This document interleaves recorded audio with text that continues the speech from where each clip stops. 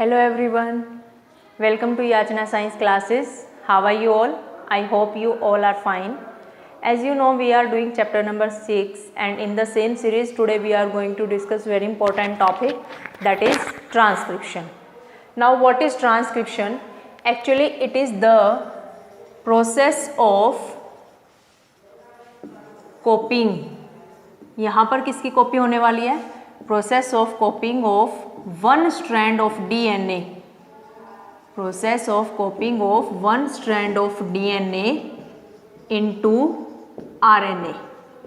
It means DNA से RNA बनने की प्रोसेस को क्या बोला जाता है? Transcription. Now many students are thinking about this thing that जितना लंबा DNA है वो पूरा का पूरा ट्रांसक्रिप्ट होता है RNA के अंदर. बहुत सारे बच्चे मानते हैं कि जितना लंबा DNA होगा, like 2.2 meter DNA is there, उससे पूरे का पूरा एक RNA बन जाता है ट्रांसक्रिप्शन में. No, it is not there. तो कितना DNA बनता है? 1 to 2% of DNA convert into RNA. Only 1 to 2% of DNA convert into RNA. Okay, first confusion is clear. Second confusion which student faces that like in DNA both strands separate from each other और दोनों ही strand का complementary strand बनता है and 2 DNA बन जाते हैं. तो यहाँ पर भी सेम चीज़ स्टूडेंट्स यही सोचते हैं कि पक्का RNA में भी ऐसा ही होता होगा. 2 RNA strand will be there. 2 RNA बनते होंगे, यानी DNA के जो 2 strand हैं उन दोनों strand से एक एक RNA बन जाता होगा. बहुत सारे बच्चे ऐसा सोचते हैं, जबकि ऐसा नहीं है. लाइक क्वेश्चन आता मीन्स यहाँ पे why not both strands of DNA transcript into RNA.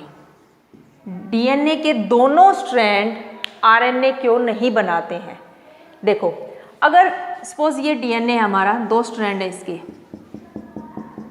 Like this, और इसके दोनों स्ट्रैंड RNA बनाने लग जाएं. ये एक RNA बनाएगा, लाइक इसने ये एक RNA बनाया और इसने ये RNA बनाया. अब ये जब 2 स्ट्रैंड बनेंगे, both will be complementary to each other, दोनों एक दूसरे के कॉम्प्लीमेंट्री हो जाएंगे, तो दोनों मिलकर डबल स्ट्रैंडेड RNA बना लेंगे.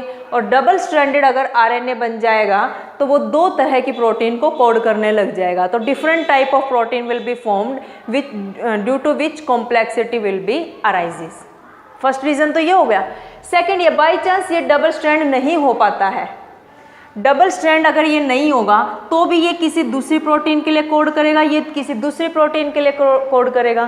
तो किसी एक DNA से डिफरेंट टाइप ऑफ प्रोटीन्स बन जाएंगी विच is also responsible for complexities. Okay, so what is the answer of this? Why not both strand of DNA copy into RNA? Because if both strands will be copied into RNA, then they will code for different protein. वो दोनों अलग अलग protein के लिए code करने लग जाएगी, जिसकी वजह से कॉम्प्लेक्सिटी अराइज होगी.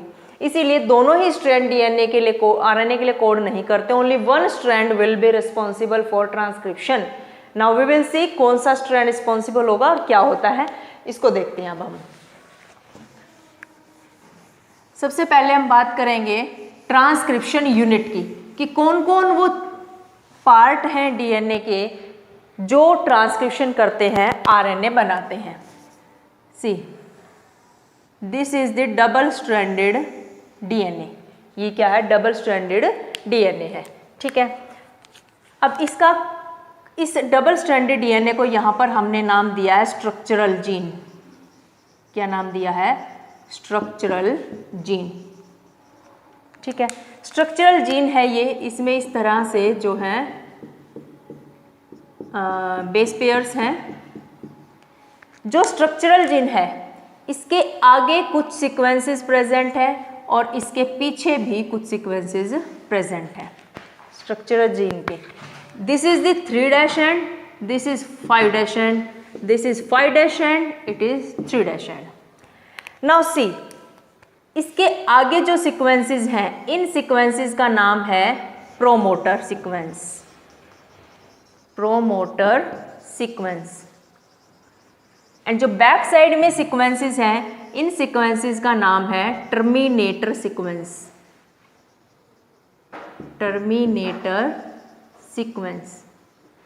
ओके, यहाँ पर भी इस तरह से ही बेस पेयर्स प्रेजेंट है, here also.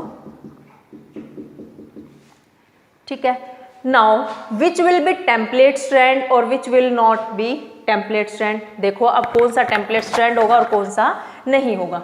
This is template strand,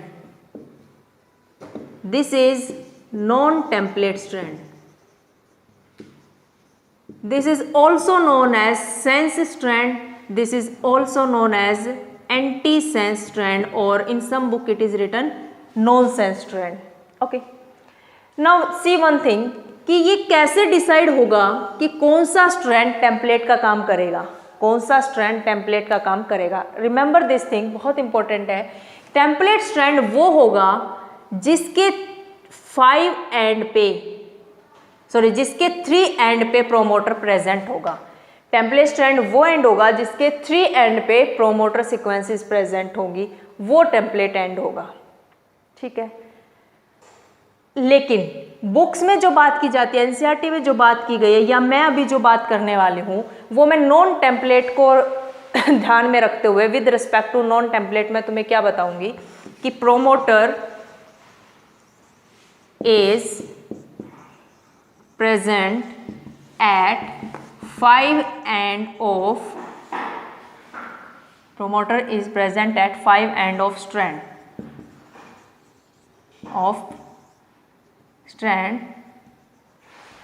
and terminator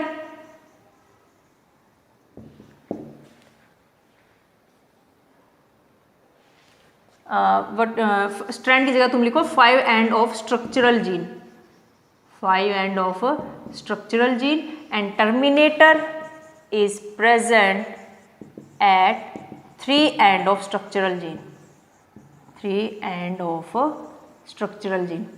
जो स्ट्रक्चरल जीन है उसके आगे प्रोमोटर प्रेजेंट है, उसके पीछे टर्मिनेटर प्रेजेंट है।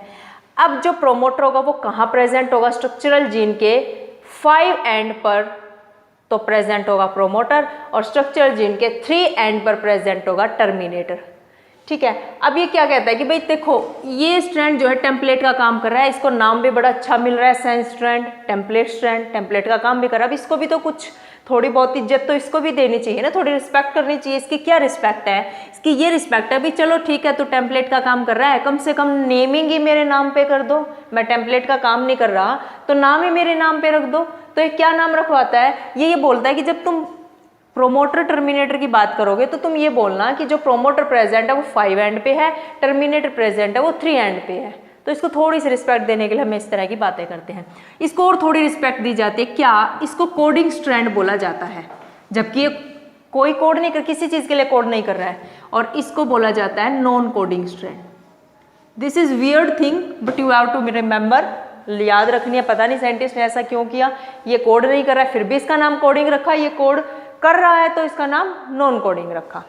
ठीक है, तो ये ट्रांसक्रिप्शन यूनिट है, इट इज ट्रांसक्रिप्शन यूनिट। ये डायग्राम हम किसका बना रहे हैं? Transcription unit, and it composed of 3 things. First promoter, second structural gene, and third one terminator. This is transcription unit. 3 चीजें इसमें, promoter, structural gene and terminator. Promoter is present at 5' end of structural gene. Terminator is present as 3 end of structural gene. Is it clear? Next thing. अब जैसे कि जो replication था, it was done by DNA polymerase enzyme. Replication कौन सा enzyme कर रहा था? डीएनए पॉलीमरेज कर रहा था। ट्रांसक्रिप्शन कौन सा एंजाइम करेगा? आरएनए पॉलीमरेज करेगा। कौन सा करेगा? RNA polymerase. और ये किससे करता है? देखो, ट्रांसक्रिप्शन डीएनए से आरएनए बनना है, आरएनए बनाना है, कौन बनाएगा? RNA polymerase. किस पे डिपेंड होके बनाएगा? डीएनए पे डिपेंड है बनाने के लिए, तो डीएनए डिपेंडेंट आरएनए पॉलीमरेज। ऐसे ही जब हम रेप्लिकेशन कर रहे थे तो बन क्या रहा है? डीएनए, तो कौन बनाएगा? DNA polymerase. किस पे डिपेंड होके बनाएगा? डीएनए के 1 स्ट्रैंड पे, तो उसका नाम था डीएनए डिपेंडेंट डीएनए पॉलीमरेज। याद रखो कैसे नेमिंग होती है। ऐसे ही अब आरएनए बन रहा है, कौन बनाएगा? RNA polymerase. किस पे डिपेंड होगा? डीएनए पे। तो डीएनए डिपेंडेंट आरएनए पॉलीमरेज यहाँ पर एंजाइम है जो ये काम करने वाला है। अब आरएनए जो होता है वो 3 टाइप का होता है। 3 types of RNA. 3 types of RNA. 3 type हैं आरएनए के। कौन कौन से 3 टाइप हैं? First type is mRNA, second tRNA, third rRNA। इनके बारे में थोड़ा सा जानेंगे, उसके बाद हम ट्रांसक्रिप्शन प्रोसेस स्टार्ट करेंगे। mRNA, suppose this is a strand, ये एक स्ट्रैंड है और ये है mRNA। mRNA provide template. mRNA provide template. mRNA क्या प्रोवाइड करता है? It provide template. किस चीज के लिए प्रोवाइड करता है template? Which have information, which have information regarding what? क्या इंफॉर्मेशन है इसके पास? It has information about amino acid sequences. Means mRNA is messenger RNA, उसके पास कोई मैसेज होगा। और क्या मैसेज होगा? अमीनो एसिड की सीक्वेंस, कहाँ कौन सा अमीनो एसिड है, किसको कौन कोड कर रहा है, किस अमीनो एसिड के बाद कौन सा अमीनो एसिड आने वाला है, ऑल इंफॉर्मेशन mRNA कंटेन्स। ठीक है। सेकंड कौन है? ये हो गया। Second is tRNA, means transfer RNA. ये कौन सा आरएनए है? Messenger RNA, and this one is transfer RNA. Now what tRNA will do?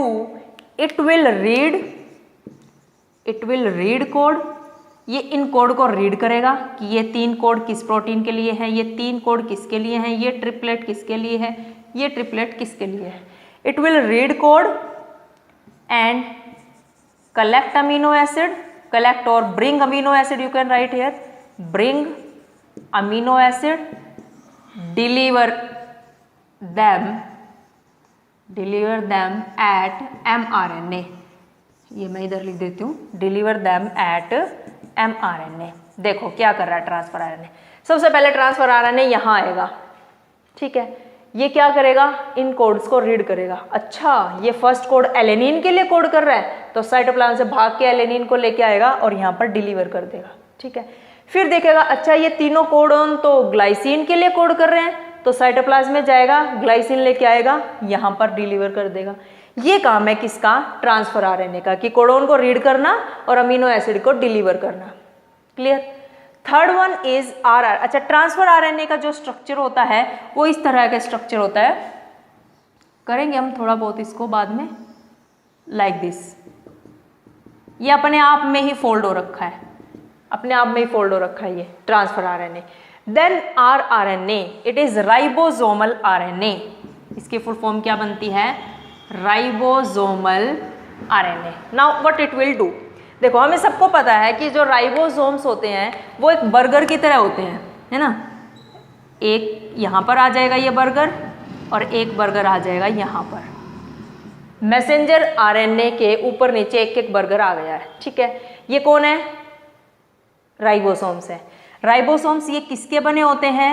rRNA के बने होते हैं। किसके बने होते हैं? rRNA, राइबोसोमल आरएनए के बने होते हैं। जो ribosomal RNA, it has both role. इसके 2 रोल होते हैं, structural role as well as catalytic role.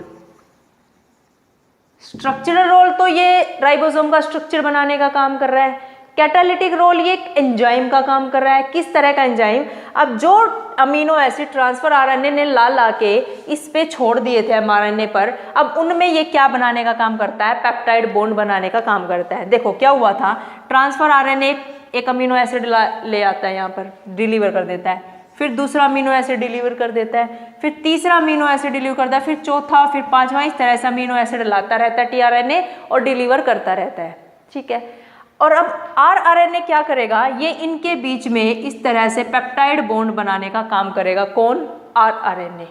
ये इसका कैटालिटिक रोल है। जैसे हमने बात की है पहले भी कि जो एंजाइम्स होता है, all enzymes are protein but some enzymes are not proteins. ठीक है। तो उसी तरह का ये रोल है राइबोसोमल आरएनए का। ये peptide bond between amino acid उनको ज्वाइन करने का काम करता है। तो तीनों आरएनए आई होप क्लियर है। कौन कौन सा आरएनए है हमारे पास? Messenger RNA which act as a template, जिसके पास सारे मैसेज होते हैं कौन सा अमीनो एसिड की सीक्वेंस कैसी होने वाली है। सेकेंड अमीनो एसिड हमने किया transfer RNA which read the code, bring amino acid and deliver on mRNA. Third हमने किया ribosomal RNA which has structural role in making of ribosome as well as catalytic role which make peptide bond between the amino acids. I hope it is clear. Next thing we will start transcription. अब हम transcription के बारे में पढ़ते हैं कि transcription की process होती कैसे है। स्ट्रक्चर हमने कर लिया है कि ट्रांसक्रिप्शन यूनिट का क्या स्ट्रक्चर होता है, तुम्हारे सामने बोर्ड पर बना हुआ है ट्रांसक्रिप्शन यूनिट का structure. Now we will do that how this process takes place, ये होती कैसे है। देखो हमने बात की है कि ट्रांसक्रिप्शन करने के लिए एक एंजाइम चाहिए है, उसका नाम है डीएनए डिपेंडेंट आरएनए पॉलीमरेज। क्या नाम है? RNA polymerase. ये हमारे पास आ गया बड़ा ही खुश सा RNA polymerase. It is RNA polymerase. ठीक है, हम इसको यहाँ लिख देते हैं पूरा नाम RNA polymerase. Now he is very happy, बहुत ही खुश है कि मुझे इतना बड़ा जो है रिस्पॉन्सिबिलिटी मिली है ट्रांसक्रिप्शन करने की। इसके ज़्यादा नखरे भी नहीं है जैसे डीएनए पॉलीमरेज के थे, उसकी कंडीशंस थी मैं 5'2'3' कोड करूँगा, मुझे स्टार्टिंग में डबल स्टैंडर्ड डीएनए चाहिए, फिर सिंगल स्टैंडर्ड डीएनए चाहिए, बहुत सारी उसकी कंडीशंस थी। इसकी कोई कंडीशन नहीं है। It also work in 5:3 direction, like DNA polymerase की तरह ही ये भी 5:3 डायरेक्शन में काम करता है। बट एक चीज़ नहीं पता इसको कि जो ये एक तरह से घर बना हुआ है ना, ये क्या बना हुआ है ऐसे, ये घर बना हुआ है, यहाँ से एंट्री है और यहाँ से एग्जिट है। इसको ना तो एंट्री का पता कि एंट्री कैसे होगी इस घर के अंदर, और ना ही एग्जिट का पता कि एग्जिट कैसे होगी। ठीक है, अब इसको कुछ हेल्प चाहिए, बाकी सारा काम खुद कर लेगा। कहेगा भाई जरा सी हेल्प कर दो, मुझे ना तो एंट्री का पता है ना ही मुझे एग्जिट का पता है। तो इसकी हेल्प करने कौन आता है? इसकी हेल्प करने आता है सिग्मा फैक्टर।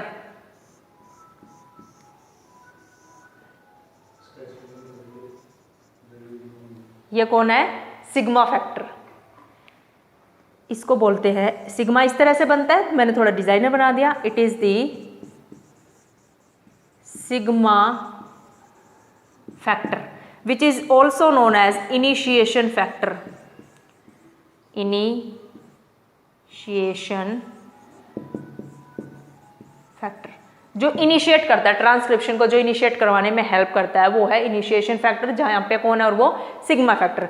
तो सिग्मा फैक्टर कहता है कि कम टू मी, ये अपना हैंड इसके आगे लेके जाता है, इसका हैंड इसी कलर का बनाओ ना, क्लियर पता चले ये इसका हैंड आ रहा है। सिग्मा अपना हैंड लेके जाता है और इसके साथ इसको पकड़ के लेके चलता है कि भी चल इनिशिएशन करते हैं। अब यहाँ पर आरएनए पॉलीमरेज भी आ गया है और यहाँ पर सिग्मा फैक्टर भी आ गया है, दोनों इकट्ठे हैं यहाँ। ठीक है, Now both come to the promoter, combine with these sequences, इनके साथ सीक्वेंस। अब यहाँ से सिग्मा फैक्टर बाहर निकाल दिया जाता है कि हेल्प बहुत होगी, चलो बाहर, सिग्मा फैक्टर बाहर आ जाता है। Now there is no need of sigma factor, now all work will be done by RNA polymerase. ये यहाँ पर कोड करने लग जाता है। अब कोड करने के लिए सपोज हम यहाँ बेस पेयर बना देते हैं ATGC इस तरह से। जब ये कोड करता चलेगा, न्यूक्लियोटाइड ऐड करता जाएगा, तो एक के साथ थाइमिन तो आ गए, आएगा नहीं आरएनए में, कौन आएगा? Uracil, adenine, cytosine, guanine, GU और ये A। अब यहाँ पर पहुँच गया कौन? हमारा आरएनए पॉलीमरेज यहाँ तक आ गया काम करते करते। नाउ अब उसको ये नहीं पता कि एग्जिट कैसे होगी, पहले एंट्री का नहीं पता था, अब एग्जिट का नहीं पता। Now it again need some help. अब इसकी हेल्प कौन करेगा? बहुत ही रोंदू सा फैक्टर है, रो रहा है कि मेरे को कोई नहीं पूछ रहा है, एक थोड़ा सा काम करवा लेते हैं, वो भी टर्मिनेटिंग का काम करवाते हैं। कौन है वो? Rho factor. कौन है वो? Rho factor. इस तरह से ये है rho factor. He is very sad, बहुत सैड है कि कोई काम नहीं है मेरे पास। अब ये आ जाता है यहाँ पर रो फैक्टर। इसके आने की वजह से आरएनए पॉलीमरेज कम आउट। अब आरएनए पॉलीमरेज क्या है? यहाँ पर बाहर आ जाता है, उसका काम खत्म, टर्मिनेट हो गया, ट्रांसक्रिप्शन खत्म। अब जो ये रो फैक्टर है RH रो फैक्टर, इसके दो काम है। First work, it separate DNA and RNA। ये DNA और RNA को सेपरेट करता है। जो स्ट्रैंड बन गया ना RNA का, इसको DNA के स्ट्रैंड से सेपरेट करेगा। Second, it separate RNA and RNA polymerase. RNA को RNA पॉलीमरेज से सेपरेट करेगा कि बहुत हो गया, अब तुम दोनों सेपरेट हो जाओ, नाउ वर्क इज डन। सो ये जो ट्रांसक्रिप्शन हमने किया है, this transcription is in bacteria. ये बैक्टीरिया में कहो या प्रोकैरियोट्स में बोलो इसको, बल्कि प्रोकैरियोट्स लिखो। This transcription is in prokaryotes. ये किसके अंदर हुआ है ट्रांसक्रिप्शन? प्रोकैरियोट्स के अंदर हुआ है। सो फर्स्ट स्टेप था initiation, in which initiation factor sigma will help RNA polymerase to bind with the promoter sequences. Then elongation step, where RNA polymerase add nucleotide to make RNA and continuously elongate. This step is elongation. Third step is termination, where terminator factor, rho factor will be there, which help RNA polymerase to terminate the transcription. Finally, RNA is formed in prokaryotes. समझ आ गया? Is there any doubt? Okay. Now what happens? अब दो तीन चीजें तुम्हें दिमाग में रखनी है, बहुत अच्छे से याद रखनी है ट्रांसक्रिप्शन इन प्रोकैरियोट्स की। वो कौन कौन सी चीजें हैं? फर्स्ट थिंग, ये जो सारा सब कुछ हो रहा है, ये कहाँ हो रहा है? देखो, ये बैक्टीरिया है। बैक्टीरिया में कोई न्यूक्लियस नहीं होता है प्रोकैरियोट्स के अंदर, उनका DNA जस्ट ऐसे ही पड़ा होता है, जिसको हम न्यूक्लियोइड बोलते हैं। इस DNA में ये RNA बन गया है, ठीक है, RNA बन गया DNA से। Now you see one thing, अब यहाँ पर कहीं कहीं अमीनो एसिड पड़े हुए हैं, ये RNA आएगा और ये अमीनो एसिड इसके ऊपर आकर ऐसे प्रोटीन भी बना लेंगे। मीन्स ये सारे काम कहाँ हो रहे हैं? जो बैक्टीरिया है उसके अंदर both transcription and translation. Translation क्या था? RNA से प्रोटीन बनना। Both transcription and translation takes place in same compartment. Takes place in same compartment. एक ही कंपार्टमेंट में ये सारा काम हो रहा है। वो कौन सा कंपार्टमेंट है? ये साइटोप्लाज्म। ट्रांसलेशन ट्रांसलेशन दोनों इसमें, क्योंकि न्यूक्लियस तो है नहीं ना, तो दोनों काम साइटोप्लाज्म में हो रहे हैं। Second thing, only one RNA polymerase is required. One RNA polymerase is required. सिर्फ एक ही RNA पॉलीमरेज की रिक्वायरमेंट है, उसी ने सारे काम कर दिए हैं, ठीक है। तो ये हुआ ट्रांसक्रिप्शन इन प्रोकैरियोट्स। इसमें ये दो मेन चीजें तुम्हें याद रखनी है। जबकि यूकैरियोट्स में क्या होता है? ये मान लो यूकैरियोटिक सेल है और ये इसका न्यूक्लियस है, ये न्यूक्लियस में DNA है। इस DNA से RNA बन गया। RNA बनने के बाद बाहर आता है न्यूक्लियस से बाहर, यहाँ अमीनो एसिड होते हैं। ये अमीनो एसिड इस RNA के साथ मिलकर ट्रांसलेशन करता है। वो स्टेप होता है साइटोप्लाज्म में। यानी यूकैरियोट्स के अंदर transcription takes place in nucleus, but translation takes place in cytoplasm. करेंगे हम ये आगे, अभी बात करते हैं। फिलहाल के लिए तुम्हें प्रोकैरियोट्स बैक्टीरिया की याद रखने की क्या क्या चीजें होती हैं उसके अंदर। Is there any doubt? Okay, now next thing, now many students confuse in two terms. दो चीजों में हमेशा कंफ्यूज रहते हैं बच्चे। कौन कौन से हैं वो दो चीजें? एक तो जीन और एक सिस्ट्रोन। What is gene and what is cistron? See, gene is a piece of DNA or part of DNA. Gene is a piece of DNA or part of DNA which can make complete RNA, mRNA, which can make complete mRNA.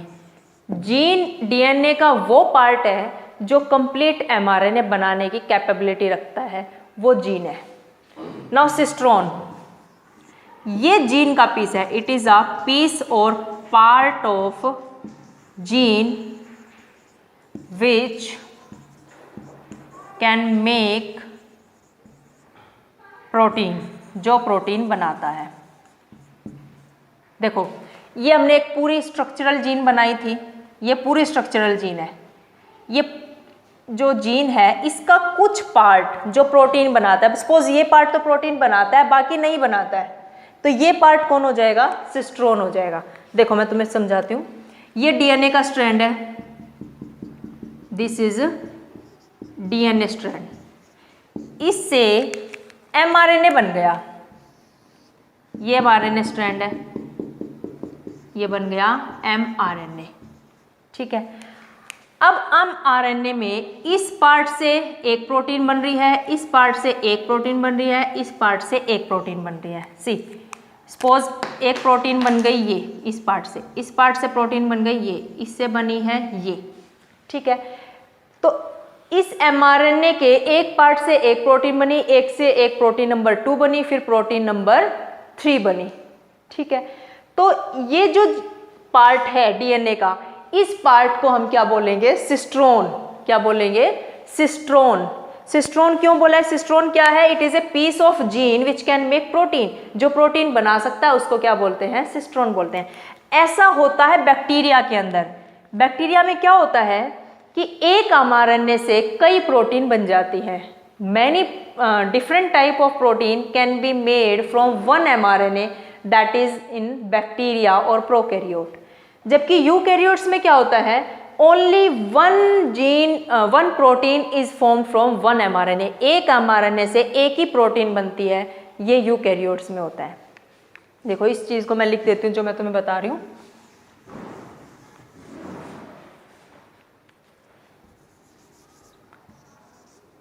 Only one protein is formed from one mRNA. एक mRNA से एक ही protein बनती है। ऐसी gene को मोनोसिस्ट्रोनिक gene बोलते हैं। मोनोसिस्ट्रोनिक gene किसको? जब एक एमआरएनए से एक ही प्रोटीन बने। और ऐसा किस में होता है? यूकैरियोट्स के अंदर। Eukaryotes have monocistronic gene. Second case क्या है? More then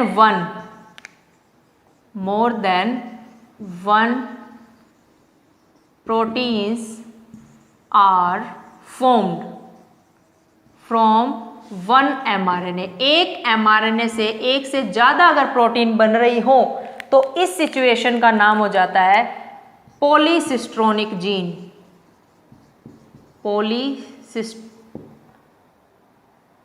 पॉलीसिस्ट्रोनिक gene. और ये किस केस में है? प्रोकैरियोट्स के केस में। किसके केस में? प्रोकैरियोट्स के केस में होता है ऐसा। I think it is clear. Gene और सिस्ट्रोन का डिफरेंस पता चल गया।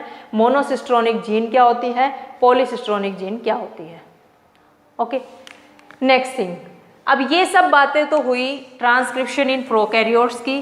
अब हम बात करेंगे transcription in eukaryotes. Almost things are same, थोड़ा सा डिफरेंस है, उसके बाद हम कर लेते हैं। अभी हम बात कर रहे थे कि ये सेल है, सेल में ये न्यूक्लियस है, न्यूक्लियस में डीएनए है, डीएनए से बन गया आरएनए।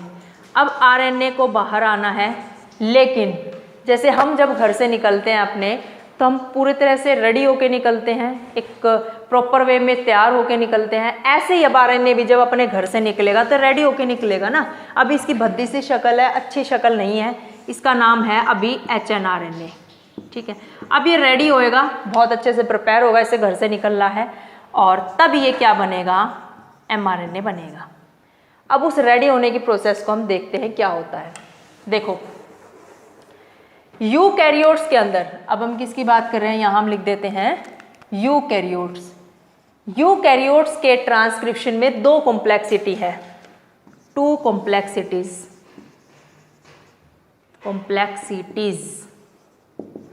ठीक है, वो दो कॉम्प्लेक्सिटी क्या है? First, 3 types of RNA polymerases.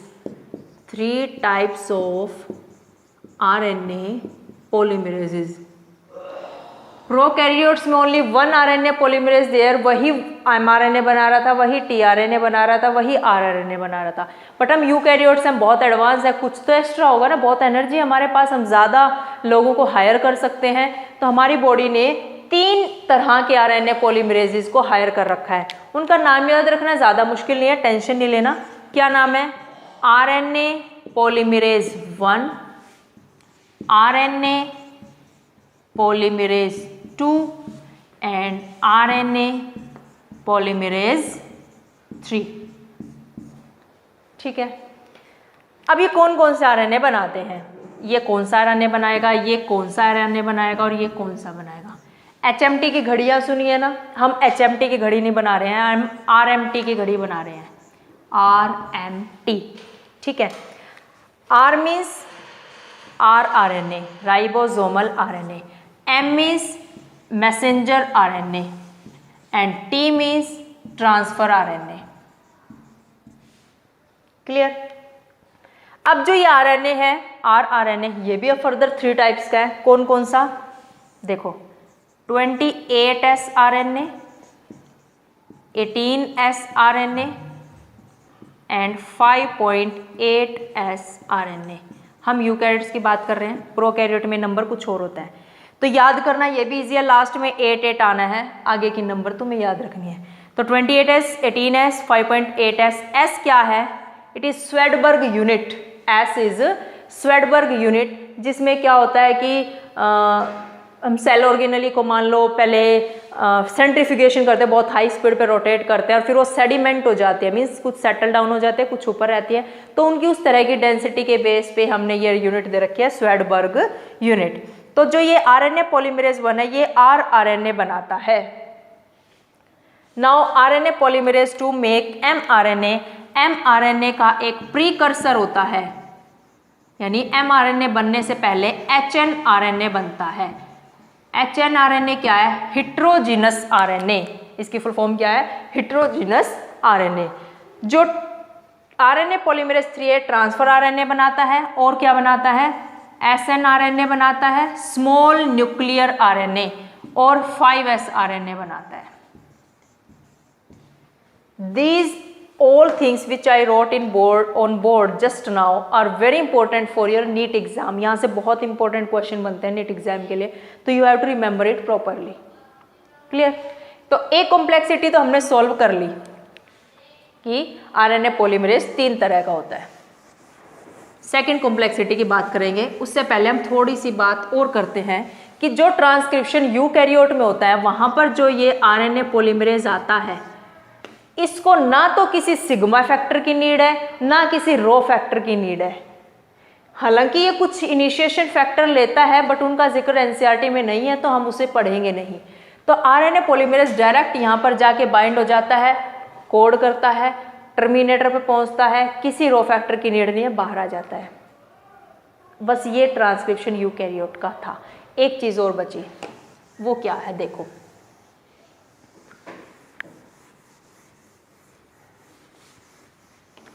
जो 2 कॉम्प्लेक्सिटी की हम बात कर रहे हैं कि यूकैरियोट्स में 2 कॉम्प्लेक्सिटी होते हैं। एक कॉम्प्लेक्सिटी हमने सोल्व कर ली, क्या?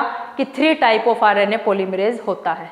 दूसरी कॉम्प्लेक्सिटी की हम बात करते हैं, वो क्या है? हमने देखा कि ये सेल है यूकैरियोट की, सेल के अंदर ये न्यूक्लियस है, न्यूक्लियस में ये DNA है, इस DNA से बना है RNA।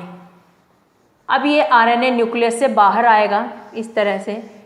अभी ये क्या है? hnRNA। बाहर आने के लिए इसको कुछ तैयारियां करनी पड़ेगी, अपनी शक्ल सुधारनी पड़ेगी। उन तैयारियों की ही अब हम बात करेंगे। ठीक है, देखो, उनको बोलते हैं मॉडिफिकेशंस। मॉडिफिकेशंस इन hnRNA। हिट्रोजिनस RNA में क्या क्या मॉडिफिकेशन आती हैं कि उसको बाहर आना है जब न्यूक्लियस है, तो उसमें क्या क्या मॉडिफिकेशन होंगी? First modification is capping. एक तो कैप लेके आएगा, अपने सिर पे कैप पहन के आएगा और पीछे टेल लगा के आएगा। इट्स वेरी फनी ना, कैप पहननी है और टेल लगानी है। देखो, ये बना था सपोज हमारा, ये hnRNA बना है, ठीक है, इस तरह से ये बन गया hnRNA। एक तो इसने कैप पहननी है, कैसे बनाए कैप, ये बन गई इसकी कैप। एक तो कैप पहननी है और एक बड़ी अच्छी सी टेल लगानी है। ये इसका 5 डैश एंड है और ये इसका 3 डैश एंड है। कैपिंग किस चीज़ की होगी? अब कैप भी अलग अलग तरह के आते हैं ना, कोई जंगल हैट होती है, कोई सर्दियों वाली कैप होती है, कोई किसी तरह की कैप होती है। तो इसको कौन सी कैप पसंद है, देखते हैं कौन सी कैप पसंद है। इसको पसंद है किस चीज़ की कैप, देखो मिथाइल ग्वेनोसाइन ट्राइफॉस्फेट, मिथाइल ग्वेनोसाइन ट्राइफॉस्फेट। अब इसकी कैप का नाम देखो कितना खतरनाक है ना। तो क्या है ये? हमने बात की थी राइबोस शुगर की, ये राइबोस शुगर है। राइबोस शुगर पर जब यहाँ जी लग जाएगा तो ये न्यूक्लियोसाइड यानी ग्वेनोसाइन बन जाएगा। क्या बन गया? ये न्यूक्लियोसाइड और इसका नाम हो गया ग्वेनोसाइन। अब ग्वेनोसाइन पे हमने फॉस्फेट लगाने हैं, कितने? 3, 1 2 एंड 3। ये बन गया ग्वेनोसाइन ट्राइफॉस्फेट। बचा क्या? मिथाइल, यहाँ मिथाइल लगा दो। इसकी कैप बन गई मिथाइल ग्वेनोसाइन ट्राइफॉस्फेट। तो यहाँ पर लिखो ग्वेनोसाइन ट्राइफॉस्फेट और यहाँ पर लग जाएगा मिथाइल, मिथाइल ग्वेनोसाइन ट्राइफॉस्फेट की कैप इसने पहन ली है। सेकंड मॉडिफिकेशन है टेलिंग। अब इस पे क्या लगानी है? टेल लगानी है। अब टेल भी कोई सिंपल टेल नहीं लगेगा, ये इसकी टेल का नाम है poly A tail. Poly means many A, बहुत सारे ए लगेंगे। ए क्या है? देखो क्या है, ये हमारे पास क्या है? Ribose sugar. राइबोस पे हमने एडेनिन बेस लगा दिया तो ये एडिनोसाइन बन गया। क्या बन गया? एडिनोसाइन। इस पे हमने फॉस्फेट ग्रुप लगा दिया तो ये हो गया एडिनोसाइन फॉस्फेट।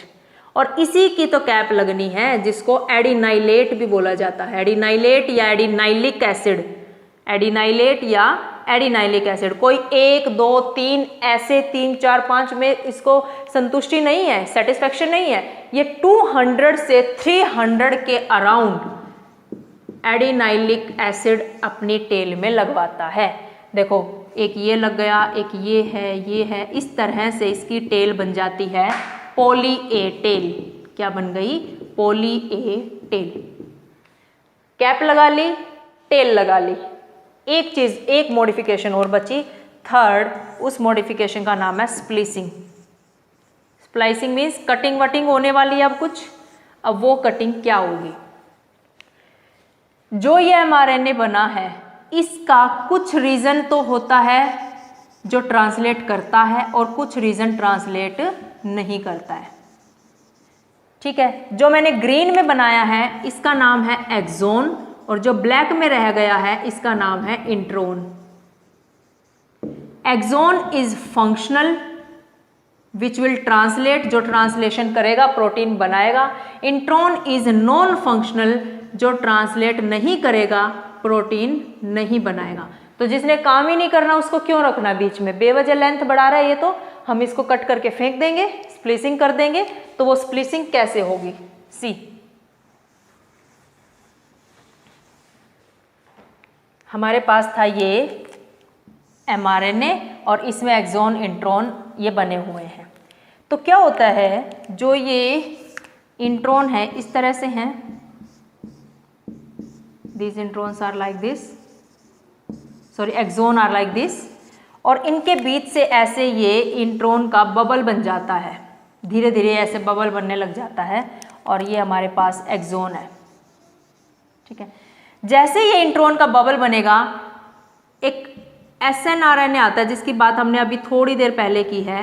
SNRNA जो है it is complementary to intron. ये कौन आया है? SNRNA। ये कौन है? एक्सोन है। और ये कौन है? इंट्रोन है। ध्यान से सुनो, SNRNA small nuclear RNA is complementary to intron, it combine with it, इसके साथ कंबाइन हो जाता है और इस तरह का स्ट्रक्चर बन जाता है और इसमें कुछ प्रोटीन भी आ जाते हैं। इस स्ट्रक्चर को बोलते हैं spliceosome. Spliceosome which have intron, SNRNA and protein. Spliceosome अंदर ही अंदर जो ये SNRNA है ये एंजाइमेटिक एक्टिविटी शो करने लग जाता है। Enzymatic activity. Enzymatic activity means enzyme का काम करेगा और इन इंट्रॉन को यहाँ से कट कर देगा, इंट्रॉन को एक्सोन से सेपरेट कर देगा, ठीक है।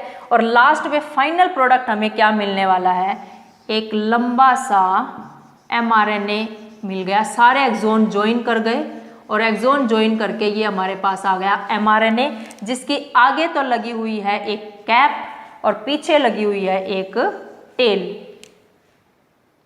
समझ आ गई मॉडिफिकेशंस इन यूकैरियोट्स। जो ट्रांसक्रिप्शन है उसमें क्या क्या मॉडिफिकेशन होती है, एक कैपिंग होती है, मिथाइल ग्वेनोसाइन ट्राइफॉस्फेट की कैपिंग होती है, पॉली ए की टेल होती है, तो कैपिंग हो गई, टेलिंग हो गई, और लास्ट में होती है splicing in which introns are removed and exons are joined. Okay, so this was all about the topic transcription. हमने प्रोकैरियोट्स और यूकैरियोट्स दोनों का ट्रांसक्रिप्शन कर लिया है। Tomorrow I will come with the next topic. I hope सभी doubts तुम्हारे clear हो गए होंगे।